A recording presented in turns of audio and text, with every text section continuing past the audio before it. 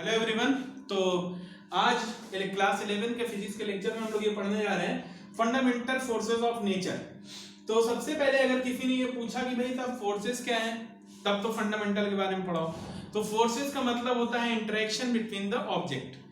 Object के बीच के interaction को हम लोग क्या बोलते हैं, फोर्स बोलते हैं। जैसे कि वो इंटरेक्शन क्या करा सकता है, किसी बॉडी को चला सकता है, मूव करा सकता है, किसी बॉडी को स्टॉप कर सकता है, रोक सकता है, किसी बॉडी की स्पीड बढ़ा सकता है, चेंज कर सकता है उसकी स्पीड, किसी बॉडी को डिस्टॉर्ट करा सकता है, तोड़ा जा सकता है, किसी बॉडी को शेयर किया जा सकता है, काटा जा सकता है। तो इन सब में सारी चीजों में क्या आता है, फोर्सेस आती हैं। ये कॉजेज ऑफ फोर्स है।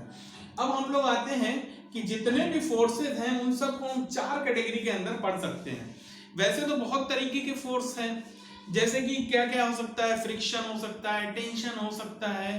इन सब को भी हम क्या कर सकते हैं, इसी के अंदर पढ़ सकते हैं, क्योंकि ये क्या है, उन फोर्सेस का फंडामेंटल है।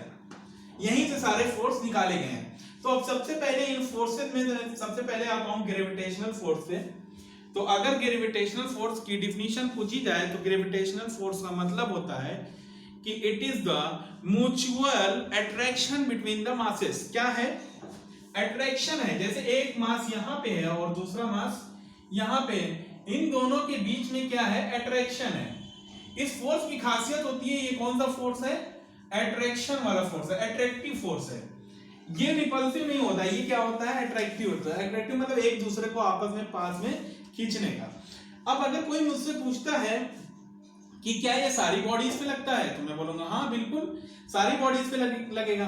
कोई पूछेगा ये क्या, ये दोनों जो मार्कर हैं ये दोनों आपस में फोर्स लगा रहे हैं, तो मैं बोलूंगा हाँ बिल्कुल लगाएंगे। तो फिर कोई पूछेगा क्यों नहीं ये मूव कर रहा है, तो मैं कहूंगा इसका क्या है, इनर्शिया की वजह से, इसके इनर्शिया की वजह से ये मूव नहीं कर रहा है। ये दोनों फोर्स तो लगा रहे हैं लेकिन इतनी ताकत नहीं है कि एक दूसरे को खींच सकें। जैसे एक एग्जांपल ले लो कि एक बच्चा, छोटा बच्चा हो, वो किसी बड़े आदमी को खींच रहा हो। खींच तो वो बंदा रहा होगा, वो लड़का खींच रहा होगा, लेकिन आदमी मूव नहीं करेगा। तो क्या होता है कि ये तो हो सकता है कि जरूरी नहीं है कि क्या करा दे, वो मूव ही करा दे फोर्स। तो अट्रैक्शन तो है, मूव करे या ना करे उससे मसला नहीं है। तो यहाँ पे ये समझ गए हैं कि ये कौन सा ग्रेविटेशनल फोर्स, कौन सा अट्रैक्टिव फोर्स है। दूसरी इसकी खासियत क्या है, ये इसकी रेंज कहाँ होती है, इनफाइनाइट तक होती है। इसकी रेंज क्या होती है, इनफाइनाइट तक होती है। तो सिर्फ यही बात नहीं है कि मान लो यहाँ से हम लोग, जो लोग सिर्फ जमीन से 8-10 मीटर पे हो, सिर्फ उन्हीं पे फोर्स लगेगा, नहीं।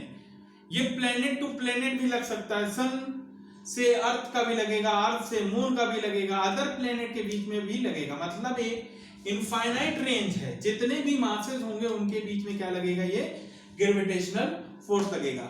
और ये फोर्स होता कैसे है, बहुत ही वीक फोर्स होता है। अभी मैं समझाऊंगा कि ये वीक फोर्स कैसे होता है। ये इन सब फोर्सेस में सबसे वीक फोर्स यही है।